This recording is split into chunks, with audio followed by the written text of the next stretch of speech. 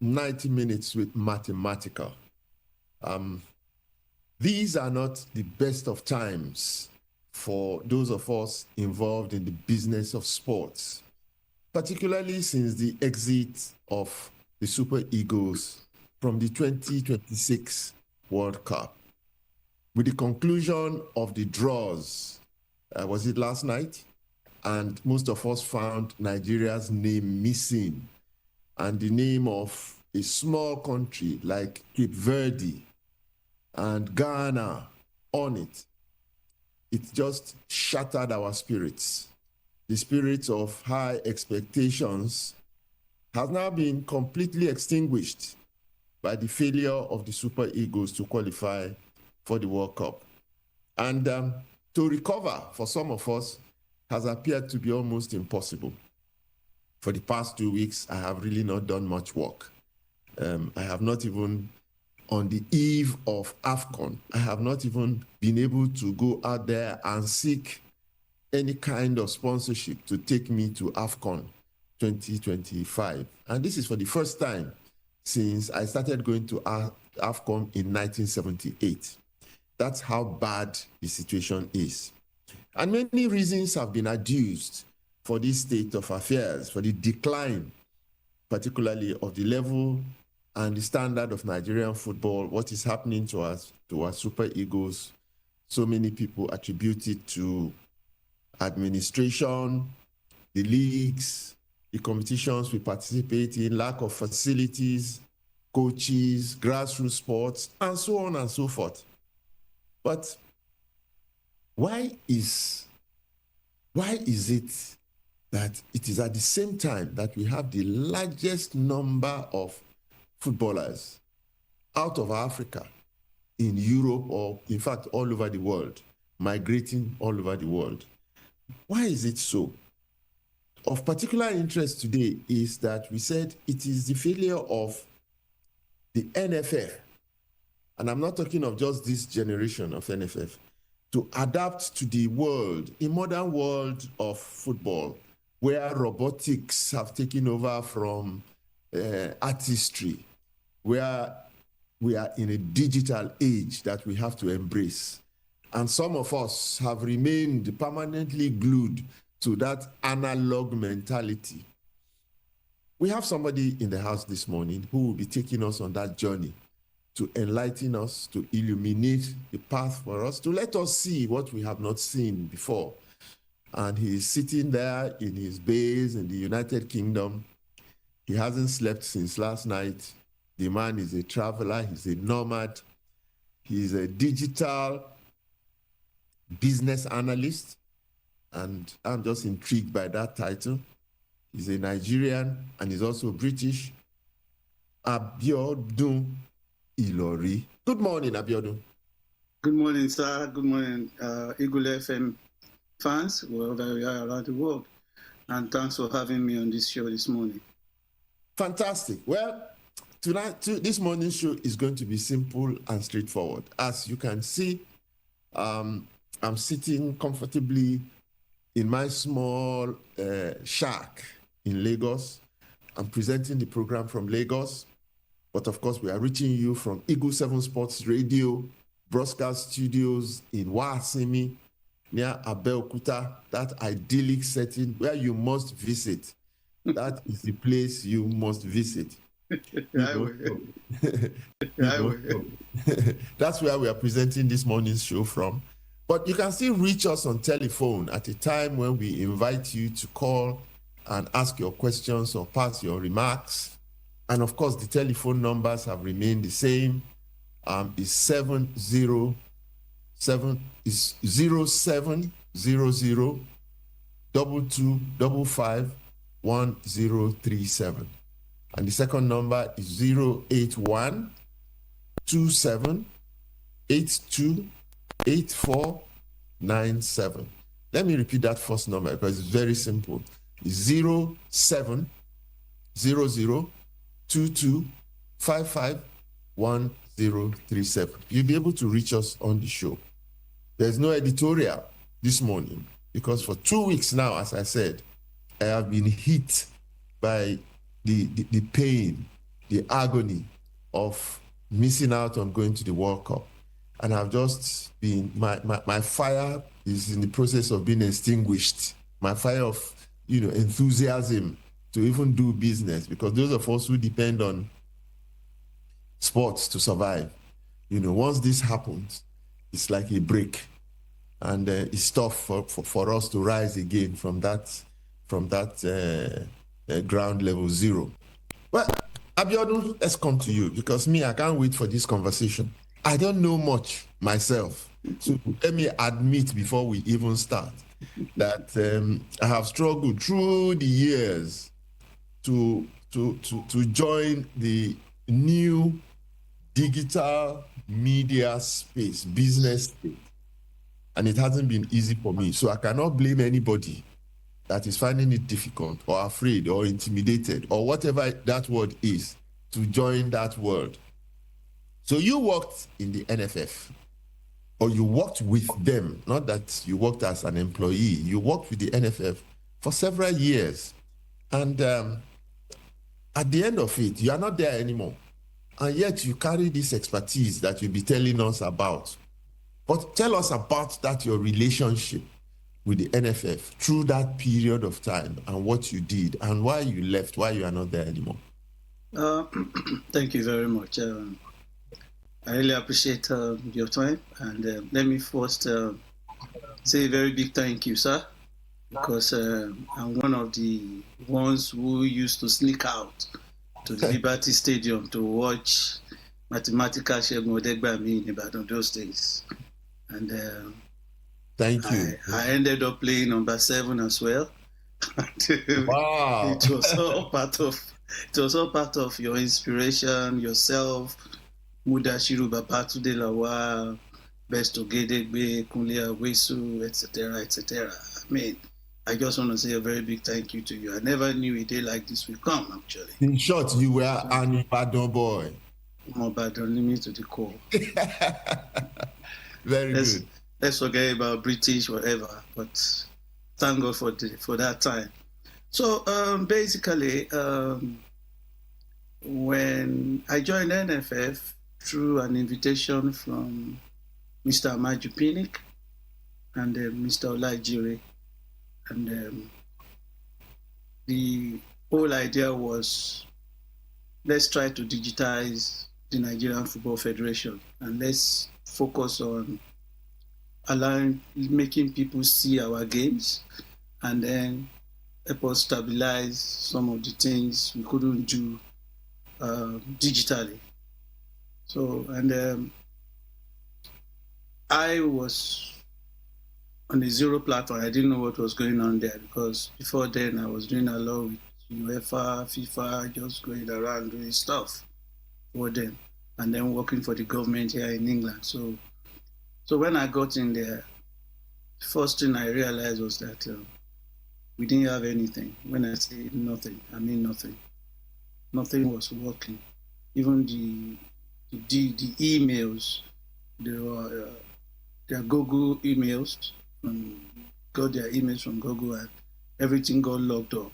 Back they had them at that time, everything was just down and almost out. So, but as God would have it, we were able to recover those things, and I just was like, where do I start from? But Mr. Amaju Pinnick was an ebullient man. He was like, okay, first and foremost, check what you need to check and tell me what you want us to do. We did, and after eliciting here and there, I knew it was going to be a tough job, because the people in and around there, as much as they have the passion for the game, they just have zero clue about what digital solutions are. They don't even know anything about. They don't even know, and they don't want to know, because they're just focused on their job. So that was where we started looking at how we can unshake the system here and there. And as God will have it, the first thing we did was to break the monopoly of showing football to Nigerians through satellite. You know, Without satellite connectivity, you can't watch Nigerian games, especially when you are playing abroad. So that was the first thing we achieved. I was able to break it down to what people can watch on their laptop. It was an Herculean task, but God gave us the code. I think the first place we went was Austria, and then we were able to decode it. They gave me the satellite code. I decoded it, and then boom, it was on the laptop. And today, anybody can see Nigerian matches from anywhere. I mean, it's no longer a secret that on your phone you can easily follow Nigerian matches. And that gave birth to NFF TV actually. And gradually we developed that to a point where we didn't show any games on YouTube again. We have our own dedicated platform like a normal TV, and then it became a household name to a point where the likes of Sky Sports UK, Bein Sports, Al Jazeera, CNN, Global Sports, all of them started chasing me all over the place just to have a feel of our platform, because it took us like 4 years to get the final goal that, man, your platform can easily be integrated into our platform. As big as we are good to go with you. If you are showing anything, we can easily join you live. And we did that in Cote d'Ivoire. They used our platform to actually interview the president live on Skype. And that really gave me joy. And that was a very, very proud moment for me, because what we started, like nothing good can happen from Africa, finally is being used by our Western counterpart. No, but just wait there first. You are not a television broadcast studio organization. So what you did was to set up your own cameras, your crew, yes, and then you take pictures at venues, and then to stream them. Yes, but beyond that. Okay, explain it so that we understand. It's gone way beyond that. What we did was to create a server that can accommodate what is being streamed beyond YouTube, beyond Facebook, beyond. Okay. So we have our own dedicated platform that cannot be replicated, and this platform seamlessly can be integrated into a TV station program, and you won't know. So that was what we're talking about here. And then that was really, really huge, because if you want to buy into such a platform online, it can cost you several thousands of dollars. But we were able to do it. We developed our own. It's an African thing. I always call whatever we do Afrocentric solution. So it was an Afrocentric solution, and we were managing what we have. And when the big voice of the industry said, your platform is good, we like what is coming out of your platform, the server is very smooth, and we are happy with it. And the best word that came for us was when the president was actually interviewed live in Cote d'Ivoire before the final. And from that moment onwards, I knew we were there.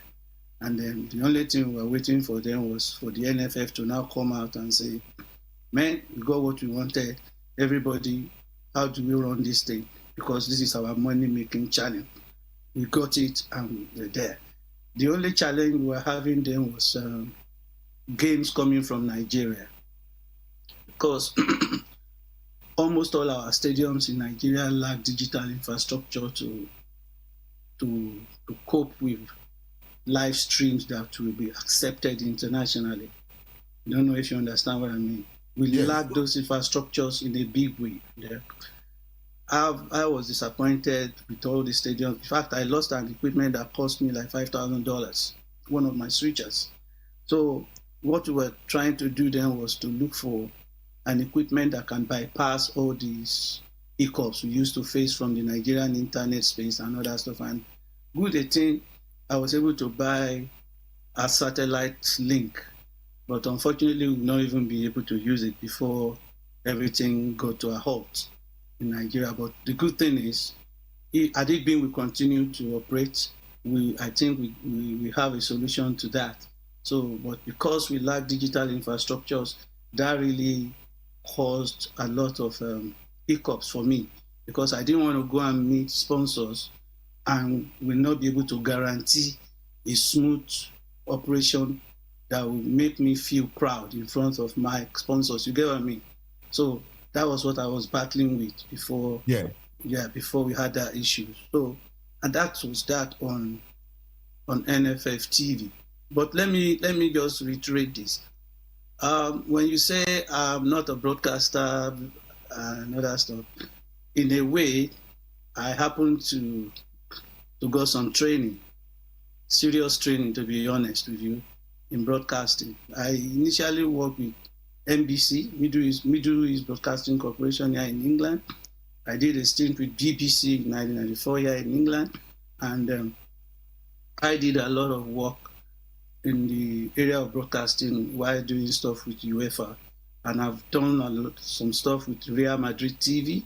I've done some stuff with other key TV stations. So I really have what it takes to, and being an IT person, I know what I need to put together to get it done when I need to get it done. So that was the expertise I took to Nigeria. And the first time I tried it in Nigeria was in 2017, when Alhaji Diko, the NSC chairman, and Mr. Amaju wanted me to try if we can show the Nigerian league, which I did from here. But I got the feed from Super Sports. But that was just that. But when I came in as a consultant of the Nigerian Football Federation, we went on with the NFF TV. So that was how I had the experience, and I was using the experience. In fact, it has always been a part of me. So from there, we went on to see how we can unshake the Nigerian Football Federation, departments. At least let us see an inroad into how we can digitize the secretariat. Even though they're always telling us there is no money, and you can't blame them, because I'm not the staff. I don't know how they disburse their funds, but most of what we did was done from our pocket. Almost 99% of what we did was self-funded. So, but eventually, we were able to get something done for them. What I did was I did what we call requirement gathering, and that took some time. But by the time we finished, we were able to change the website, the Outlook. We were able to give them a real corporate email. And one thing you need to know is that NFF is a high-risk organization. In 1 year, they got 6,000 attacks, cyber attacks. 6,000? Oh, yes, sir. Oh, yes, sir. This can be proved. I can prove it. So you can see the risk involved. Everybody wants to know what's going on with the NFF. So that was a real challenge that I had to face. And today they are secured, no fears. You can ask FIFA, you can ask CAF, you can ask NFF. It's seamlessly running, no stress with the solution we gave them, and we are always constantly managing what we gave them in that regards. And they now have their own server on which they have the solutions we gave them on their own server, which has never happened before. So they are hosting their own solutions.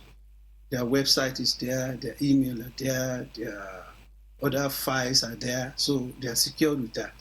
And when we did that, I now said to myself, what else can we do for NFF? Because I looked at the state FAs.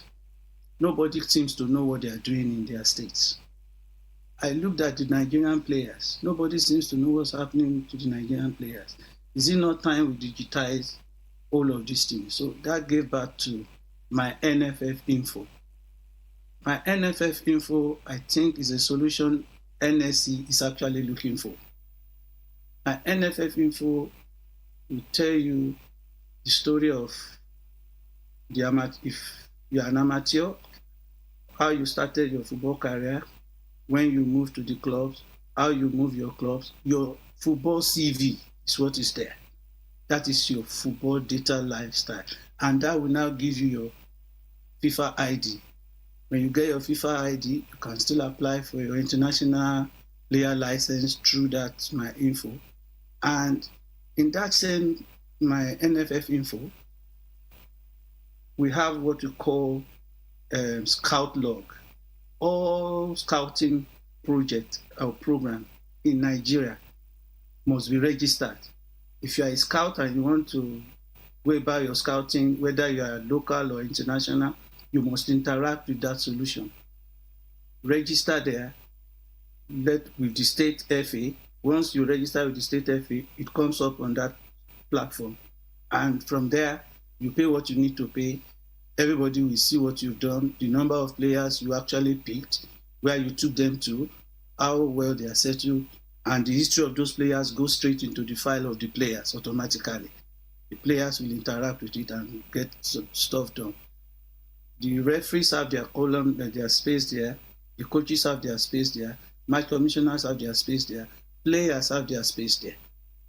So it's a comprehensive database solution for Nigerian football. But somewhere, somehow, it's been ready for over 2.5 years now, or going to 3 years actually. NFF did not deploy it. So it's still there. Stop there. Let me digest all that I have heard now. This is sweet music in my ears to hear that we have actually done as much as you have stated this morning. But just listening to you, you are not there anymore.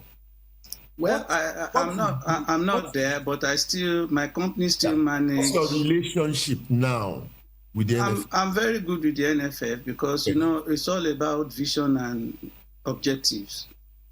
I always believe I love the environment, and I appreciate NFF because if they didn't give us the opportunity, we won't be talking about this solution now.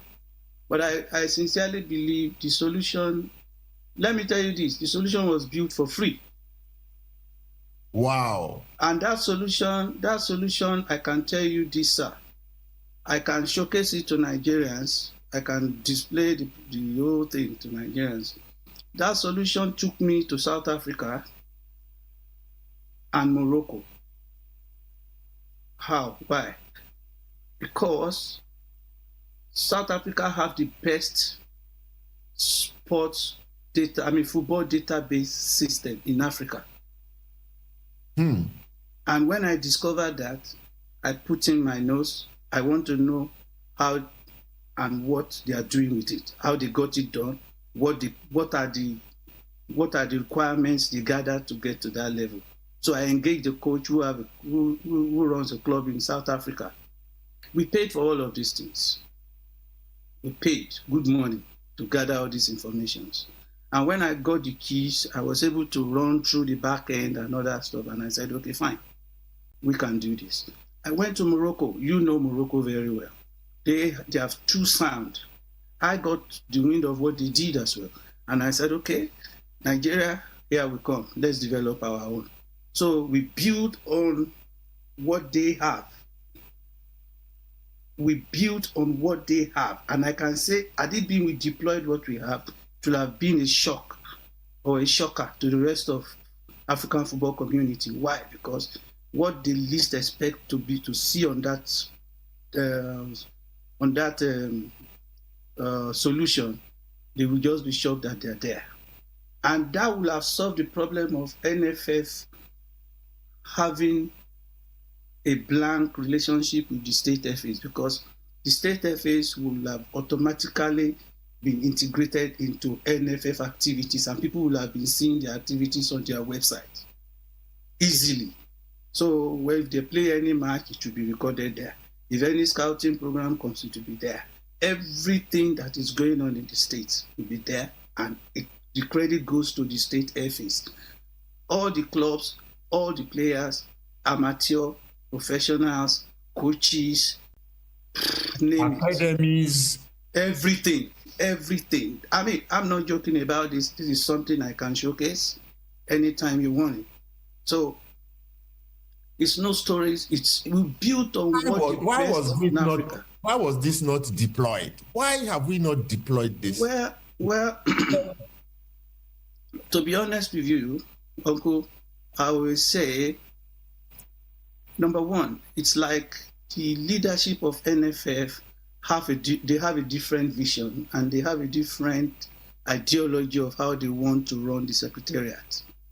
And for me, I cannot argue with the system, because they are the ones that engage me, and I cannot force anything on them. I was just looking at ways to stabilize the way we work and how to make it easy, because what we'll have done from then on will have been to begin to unleash every department into the digital space, phase after phase, one after the other, because my job will have been simplified once that got deployed. You get what I mean? So the next will have been the technical department, digitize them, link them to the stuff. I mean, they can see what they want to see. They can, because at the point of a button, you can easily see the CV of a player. So, and the technical department needs some of these things to work with on a daily basis. So they will have been the next on my line. And I was already working with the competitions department. And as I'm talking to you, the FA Cup, digitized the FA Cup. We have a program designed for Nigerian. I think it's called President Cup now, but it was never used. So all of these things just make me feel like, this is frustrating for me. I mean, how can you spend so much time, energy trying to make things happen, and it's like it's not working, or they're not. Let me make it easier, because I'm using myself as an example. I am not IT, computer, new media savvy. It's not that I know it, but I am struggling to change my mentality from analog. We studied anything about analog. I know.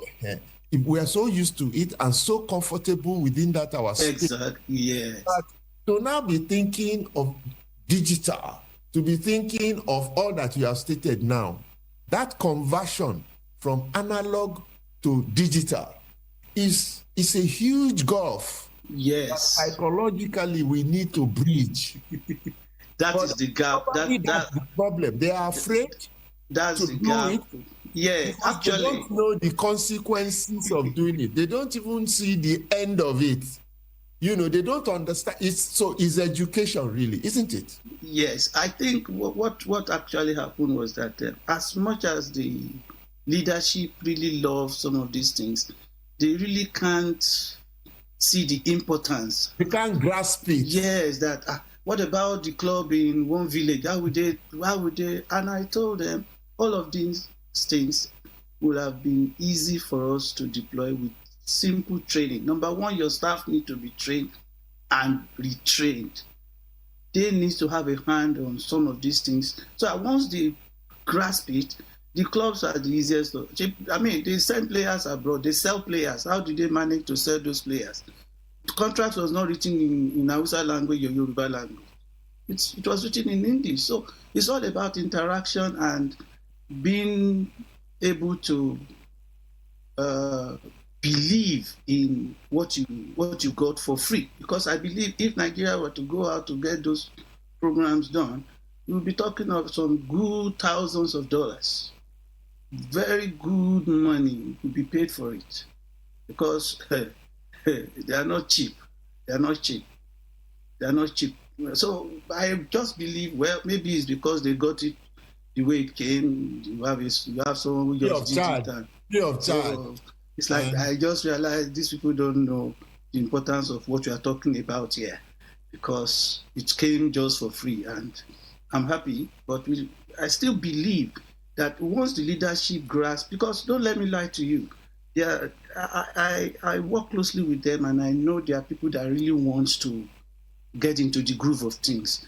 But like you said, there is a lacuna that needs to be filled. And that lacuna needs someone who can really explain things to them, that don't waste time. this thing, the gap will continue to expand, and that is where we are now. We have gotten to that point where Nigeria needs to work triple hard to close that gap, and that's what we are running away from. So these are things I've done during my time there, and right now all I just do is to maintain the one that we have done that is working with them. So we are not fighting. There is no war. We are good, and I like them, but I still believe there will be a time they will come to realize that all these things we need to put them to work. We need to work very hard on it, because it's not all about money, but where we need to spend the money, we have to spend the money. The money is important, because if you are charging them for the service, they will definitely use you. Now that you are offering the thing free of charge, so they wouldn't take it as seriously as they should. So that was what I thought of then, though. But okay, let me narrow it down to a few issues now. Okay, sir. In digitalizing, yeah, the player base of Nigerian football. Yes. I'm just talking players now. Yeah. And the way players are migrating abroad to different parts of the world, and they are leaving Nigeria early without being fully established within the Nigerian football culture. How do you think, because you have done some work with the NFA, how do you think can we now be able to see what is going on in different parts where all these players have gone to, for us as a national team to bring the best of them to come and form the national team? Because your work as a digital analyst is to be able to analyze how all these players are playing, put it all down to something that a coach could sit, because there's no way a coach could monitor everybody. Sure. And look at it, analyze it, and say, this player is doing well here, this is how he's playing, that is how this is playing, and bring the best of them together. Am I thinking right or Excellent. wrong? Excellent. You got it there. See, what we did will have given Nigeria the spectrum to see their players globally. And you will know how come this guy moved from this club to this club. Why is he migrating? Well, you will begin to you will be able to answer the why questions. And that will now take you to the main football analytic solutions to study the player all his time from one club to the other to see why he's moving. Is it because the coach likes him, that's why he's taking him around, or because the boy is just, you will know his story. That will open your eyes to know the story of this player, because you've seen it from my player info. You get it? Now, managing our players, we need a team. Nigeria football need a team that will be doing these things for them. Let me tell you for a fact, I did some stuff with the Senegalese football team. I'm just telling you this now. The Senegalese football team, the chief analyst happens to be my friend. He's a French guy. He happens to be my friend. When he was setting everything up, he called me, Abi, what solution can we use for this? We spent a lot of nights because Senegalese football invested in it. You understand what I'm saying, sir?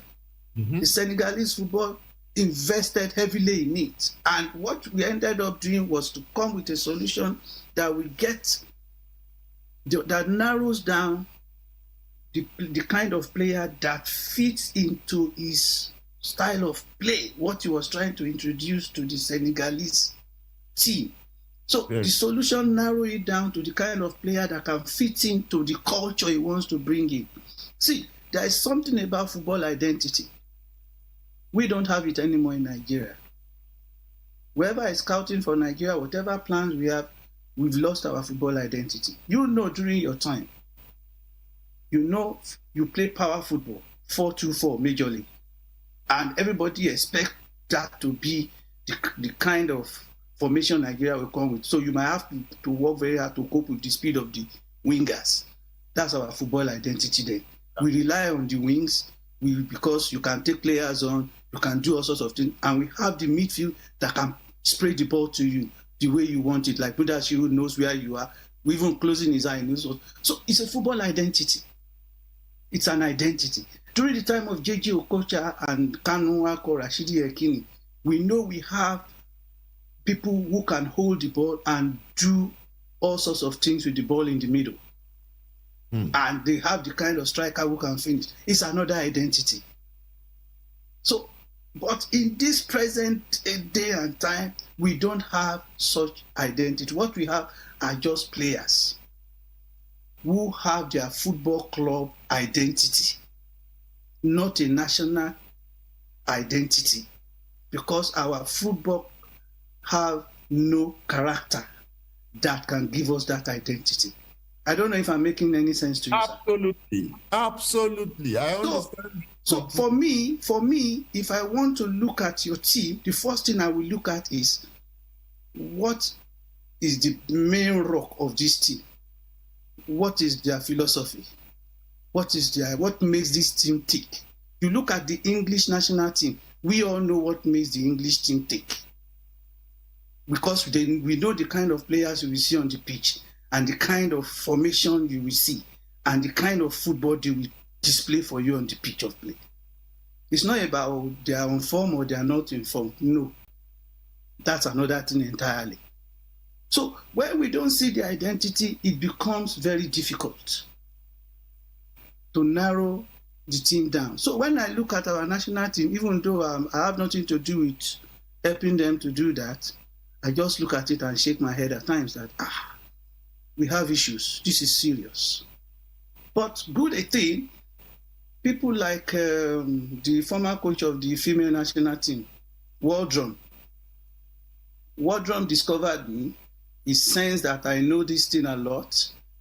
And I did a lot of work for the man. And I will tell you again today, may his soul rest in peace. I was the one that was actually doing this dirty job for Stephen Keshi during his time. Keshi will give me £300, £200, £500. He has the money. I even bought him an equipment. So whenever he's traveling, he will tell me, Biodun, this player, I have this player. Can you please analyze this player for me? One of the ones I enjoyed so much was Sunday Mba. Yeah. Before I told son Keshi that with your football philosophy and the style of play you want to adapt, this guy can do wonders. And you can see he was the one that scored the goal that gave us the trophy in South Africa, if you remember. Yeah. So, I mean, Nigeria needs to be deliberate about what they want from their football. The NFF need to be deliberate. These are my people. I love it. I love working with them, but we have to change some things. The leadership need to come with a clear vision of what we want for our national team. It's the days of just bringing players, scouting players from England. If you like, we can scout from heavens. Anytime Nigeria is playing, you should know that it's a final. It's a final because we have the name. Look at Ghana. Ghana did a lot of work behind the scene, and you can see where they are now in their football.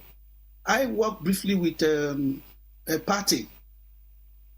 I worked one-on-one with Partey. When Partey said he engaged me with one of the French guys that, okay, I want to know why I'm getting so injured all the time. And at the end of the day, after analyzing his game, we realized that he's always using one part of his body and it's affecting his skills so much so that the weight is on that part. If you look, he's always having problem with one of his legs. So football has gone too scientific for us to be wasting time just packaging players. No, I was telling the video and I said, look, if you want to be winning games, you have to analyze the game up to the pitch of play. If you will need to wet the pitch and tell your players to get a boot that will work with a wet pitch to the shock of your opponents, you better start doing it. there are so little things are things that give teams victory, because the match has been played indoors well before you got to the pitch of play. That's how scientific football has gone now. Wow, just pause there, because I had a conversation. We'll be going on a short break. I had a conversation with Otto Gloria, Coach Otto Gloria, who was coach of the national team of I remember him. I remember. At that time, he was coach of Brazil. He was coach of Portugal. Yeah. For the 1966 World Cup. On the eve of our match, the final match of the 1980 Cup of Nations, Christian Chukwu and I, at midnight, were going back to our room, and we saw this man in his room. His door was open, and Christian said we should go in and just chat with him. So we went in and we saw him bent over this chart. And when we asked him what he was doing, what he was doing was that he was actually playing the match the following day, that night. Exactly. He was playing the match that we were going to play the following day. He was playing it on paper that night. That's so it. You have to play that match long before you get to the field of play. Exactly. You have to consider everything. The pitch on which you are going to play, will it be wetted or will it dry? What is the thickness of the grass on that? Exactly. These are things. What did you use? What? Just exactly what you are saying. The difference is that he was writing it. Now the computer will do it. Yes, I made a remark, which you also made, that football has gone scientific beyond the art form that it was. Before it was art. It was what you could do, express yourself individually. We were the artists, Yes, using your raw skills. Yeah, the skills. And that's what we are still doing in Nigeria today. Now it has become more robotic. Yes. Artistic, productive on the field of play. They are less qualified than even those who are here. You don't give what you do not have. Our coaches are very good. If only they can just tweak. Yes, we just need to tweak a little thing and they will be there. They will be there. It's just few classes and they will be there. They will be free. And NFF just need to have the team ready in the office for under 17, under 20, under 20. Easy. And they will consistently get trained. Can we take this your technology and this your knowledge and experience into other sports? Come on. Why not if not? Into other sports. Whatever works for football will work in other sports. Explain that for us. Thank you. The development, the scouting, the this, the that. Every sport have its own developmental stage.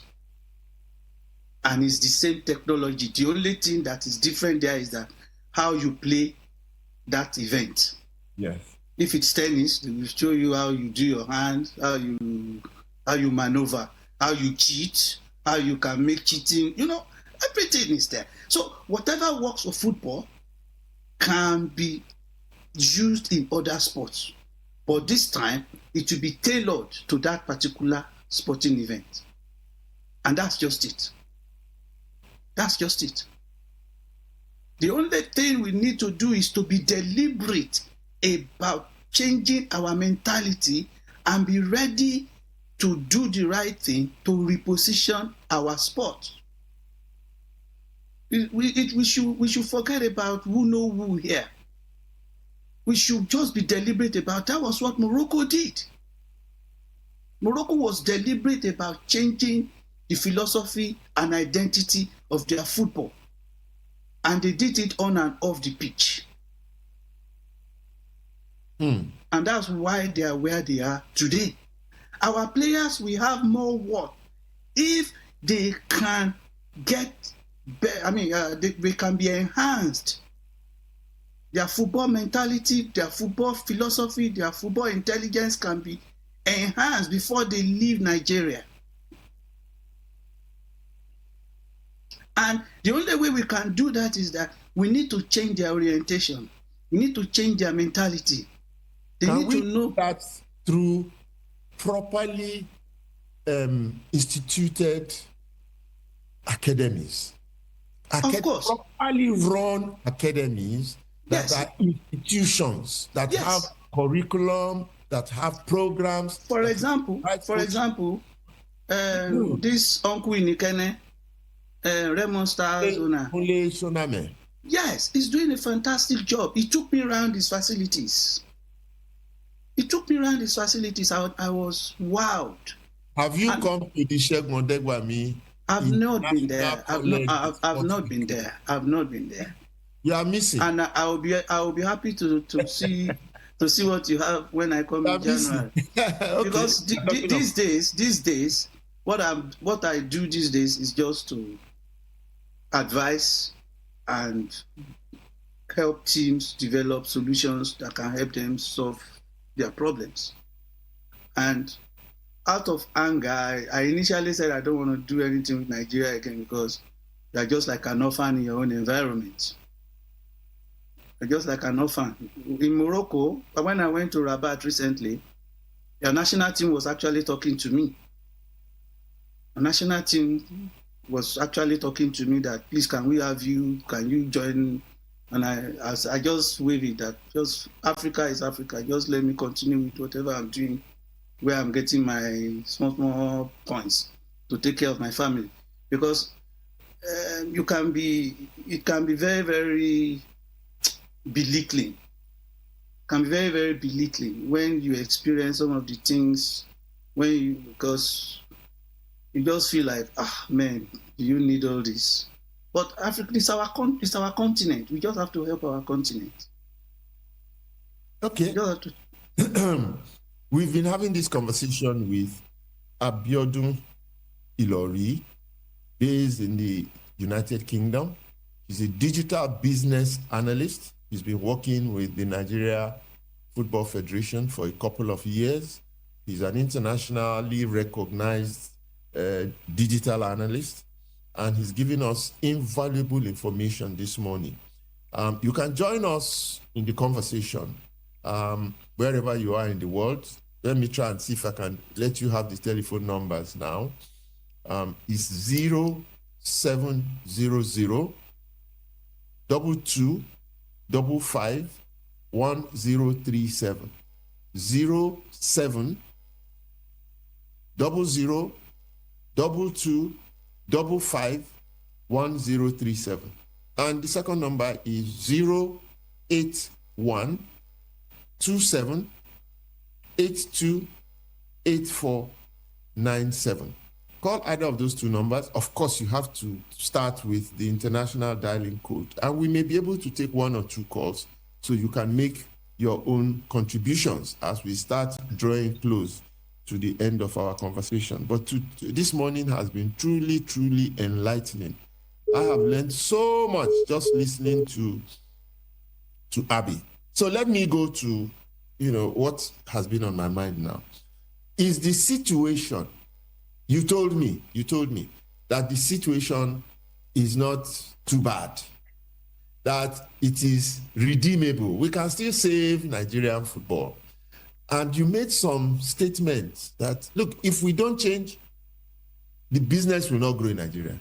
If we don't change, adopt the digital technology thing, the league will not grow in Nigeria. If we don't change, this will not happen in Nigeria. So start taking us through that process where things can change. Where exactly should we look at what, for me, the business of football is the business that leads all other sports into that business space. If football doesn't succeed, nothing else will succeed in business in Nigeria. So lead us into that space and start to tell us what we need to put in place so that business can thrive. Without any ado, we need to start inject and invest into serious digital infrastructures as quickly as we can. NFF and other football clubs should not spare anything. If they want to start competing with all those other things, including Let me tell you, if we play against Cape Verde today, they will beat us. Take it from me. Wow. Cape Verde will beat us. So if we don't start investing in digital infrastructures, we will just be rigmaroling on the same sport. Now, let me go to our league. I've been saying this and I'll continue to say it. The system we are using to run our league is too wrong to even produce any meaningful team that can compete in Africa. Because this league has no money, the league has no proper team identity that the Africa will shake, even Nigerian team will shake. How many of these clubs can say that, oh, I have 3 players in the national team? How many? No. Unless we force them on the coach. The coach will look at them, one look at it, say, no, I don't want these players. Because he has already seen that their football intelligence and capacity is too low. And this man wants immediate results. And that's the problem we have when we engage these coaches. We want them to get some results, otherwise we get them sacked. That's why they just go recruit these boys from abroad and make them play the kind of formation. They force that formation on them to win games. So for me, if we don't start now, the gap will continue to widen. And God forbid. Hello, good morning. Hello? Yeah, do we have a caller there? Yeah, good morning, Big Check. Yes, good morning. Who is this and where are you calling from? Even though I seem to recognize that voice. Good morning, sir. Big Check. Okay, good morning. Yes, sir. I just want to ask your guest a question. I mean, where's the place of facilities in all of this? Facilities. These are the infrastructures we are talking about. Exactly. These are the infrastructures we are talking about. For example, let me bust your bubble. I've been to many stadiums in Nigeria, and each time I enter those stadiums, I just shake my head. Whoever built that stadium should be caned. Of course, because with the exception of Abuja Stadium, but if you look at the Abuja, it's been so abandoned that all the technological stuff they put in there, they're all gone. So when we are dealing with infrastructures, we are dealing with both digital and facilities. If you go to Morocco, every corner you get to in Morocco, you see playing field as if you are in Europe. You will see kids play on a very good turf. And at some point, I wanted to tell Mr. Amaju Piniga, can we bring in seven aside system so that all these boys playing set, we can easily bring them in, those playing, and then we do small pitches for them across. I think that was what Morocco did. And I believe I wrote something to Tech Fund in Abuja that, look, it's high time we start investing in all these things, because the energy these boys are using to drink Colorado or whatever they call it, we can divert it into skills development. No response, because I don't know anybody. But like I said, are you still there? I'm here. Can you hear me? No, it's not your own Biodu. The other guy too is Biodu. Oh, I see. Good morning. Biodu, are you there? We've lost you. Good morning. Okay. Good morning. Aha, okay. Another caller. Good morning. Good morning, sir. Big Sec. Good morning. Who is this? Where are you calling from? I'm Agbola Adebayo. I'm calling from Oderemo in Ogun State. Okay, Oderemo. Good morning. Yes, so go ahead. Make your contribution. Yes, now I've been enjoying you kept me spellbound. I enjoy the whole thing you've been doing since morning. Thank you for giving us my observation and my contribution. Nigerian football with people like you, Big Tech, I'm disappointed that we are still where we are today. Even though I know you're giving your all in terms of playing for Nigeria and still doing it after you left football. But with people like you, I expect people like you should be running these NFS things we are talking about. I don't know how you try to get there. I don't know. But people like you should be running it. Instead of people who barely knew what they were doing there. Football has gone scientific, as you people have observed. Far, far, far more scientific. It's no longer analog, digital now. You understand? And listening to Mr. Ilori, I think I've learned so much today. I've learned so much. Thank you for bringing him, Mr. Che. But I still think people still need to do more. People like you, people like Wakokano, Okocha, the football body, those who are giving their horse, who come together and push. We need to push more. We want you there. Thank you. Good morning. Thank you very much. Thank you. Well, Dionu, go ahead, because I know so many things are reeling through your head. So I was talking about the league. Yeah. You see, when we're talking about developing a team that can actually challenge other African teams, countries like Egypt, South Africa, Morocco, Tunisia, they didn't just get in there by chance. It was well planned. It was well orchestrated.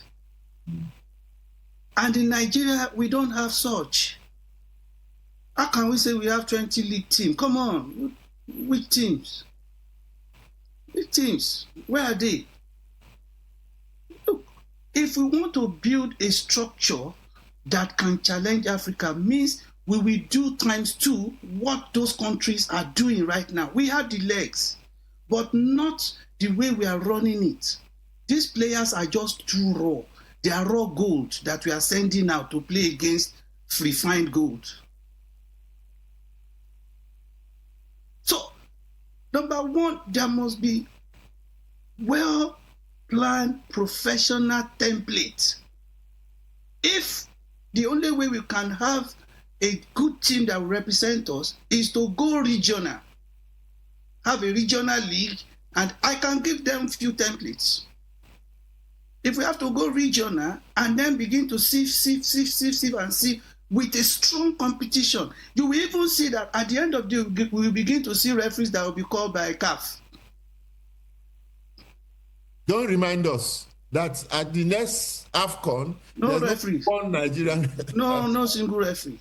I don't understand what is going through the minds of. It's the gap. It's the same problem. There's no football field in the whole of Nigeria, apart from the Uyo Stadium, which is manageable.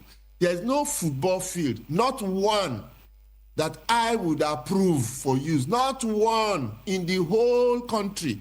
But nobody understands it. People don't understand what we are talking about. Even those who are in authority. Even the Uyo pitch. When you look at it, if that pitch just barely hit the pass mark. Exactly. But some of these things, some of us will not talk about it because I'm not in charge of. I will just be looking. But we do these things for others, and it works. So you see, there are so many factors that went wrong with the national team. We're not qualifying a lot, and I pity. Information. Let me give you an information so that people will digest it properly.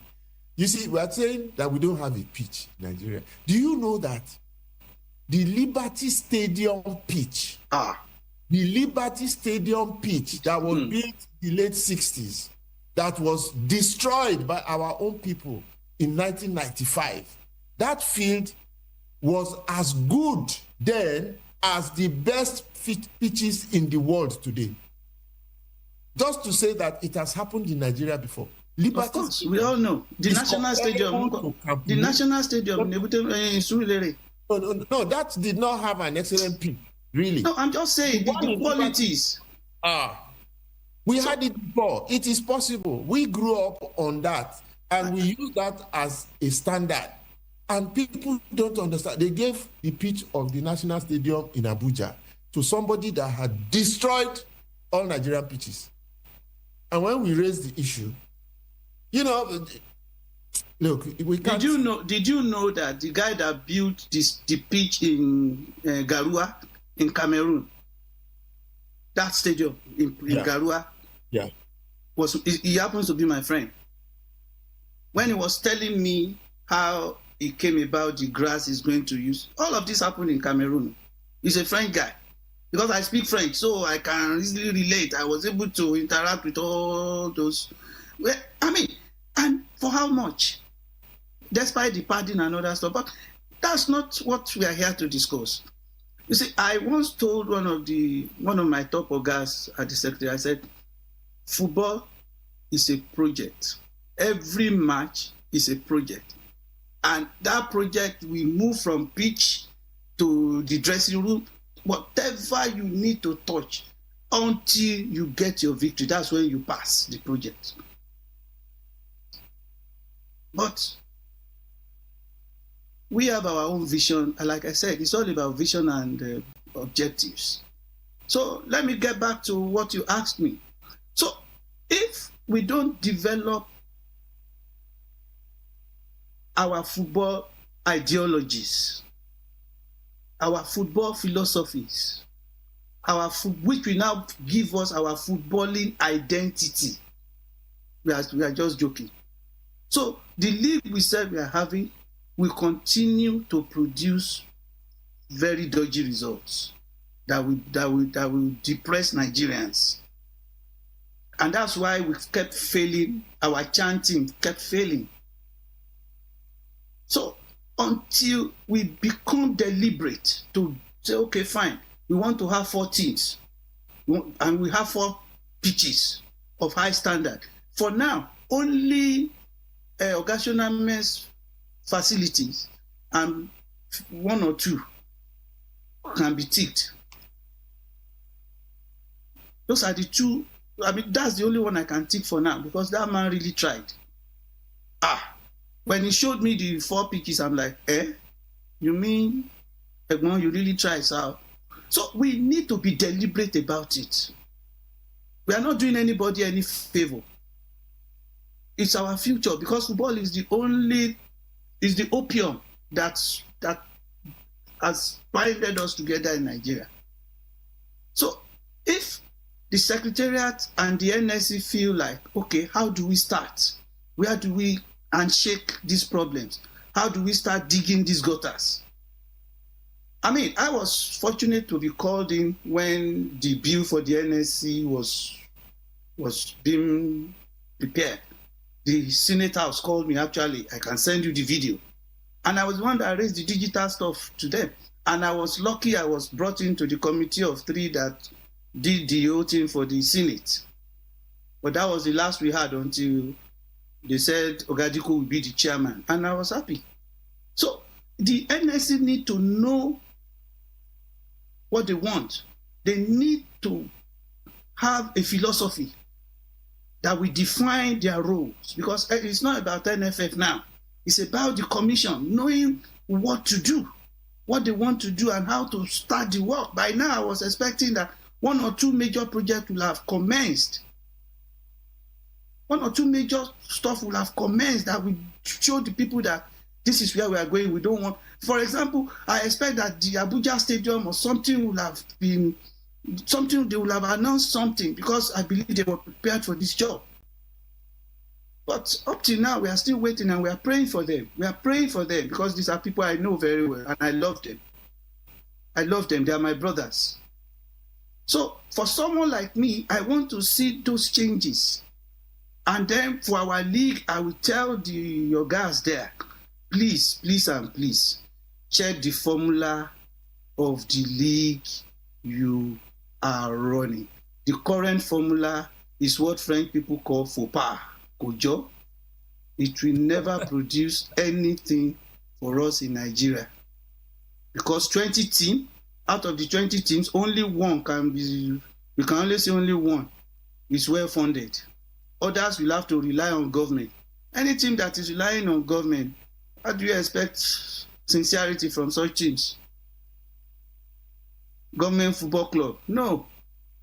We need teams. We need teams. Government, even if government will have to fund it, they have to fund it using another mechanism that will be professionally approved. Teams that cannot pay good salaries. If we are only going to have 4 teams and they will be paying good salaries to these players, then you will see other players coming into Nigeria to play. So for now, what we have is not a league, it's just a friendly encounter, and that's why our referees are doing whatever they like.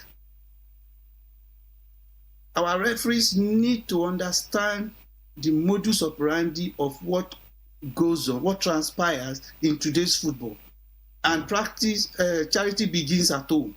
If it's not practiced in Nigeria, then how do you expect our referees to go and showcase it abroad in an international competition? It's not going to work now. Okay. Yodun, we are running out of time. I have 2 last questions to ask you. Yes, sir. One is related to football, the other one is not. Okay. So the one related to football is, I know in your experiences you have worked with VAR. Oh, yeah. You told me about that. So tell us about you and the deployment of technology in that regard, VAR and so on. Well, when VAR was just being optimized, I happened to have been called by UEFA to review and observe how they used the VAR in the final of the UEFA Nations Cup that was played in Portugal, and Portugal won the game.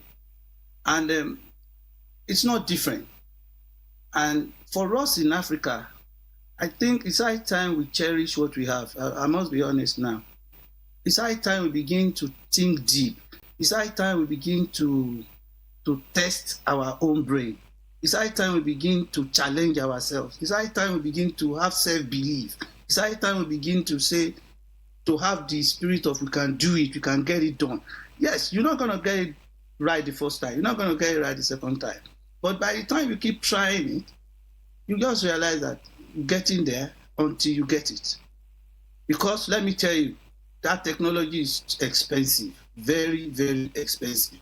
But come to think of it, by the time you sit down with it, you realize that those things can be done by Africans in such a way that it will be working for us, at least till we begin to advance on it. What did I gain from it?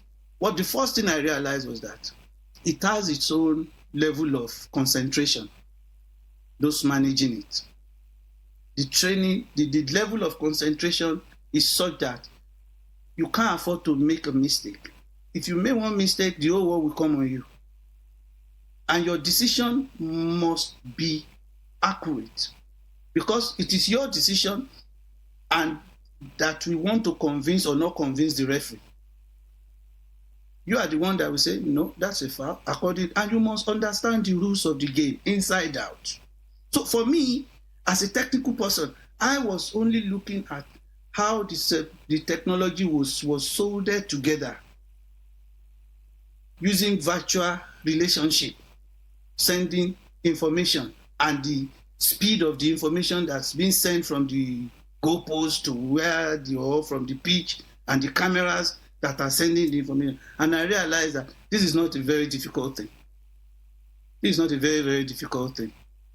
It's just a function of knowing the exact this thing they use, the wireless. I don't know. I don't want to be speaking technical. So, by the time you know all those speeds and the length, the distance, you can put a code in between, and then you get the information you want. You can start with 1 or 2 cameras, and let's see how it goes. I was on the verge of telling Uncle Shonome that let me try something here, but he's a businessman. He won't want to invest money on me to try anything, and I can understand where he's coming from. So that's my own view about it, that this thing will actually help football. And one thing about Oyinbos is this: when you see them come up with new events, new competitions like that, know they want to test a new technology or they want to roll something out. They use all those small competitions to test run their new advanced technology in an environment where seriousness will be optimal. So the idea of UEFA Nations Cup was best suited for the VAR at the second level. And immediately after that, they started deploying it because they got what they wanted. Then UEFA Nations Cup can continue. But it will continue to be one of the events they will be using to test run those new technologies. So for us in Africa, we just have to put our heads down and decide on how we also need to help develop our own technology. Okay, my final question.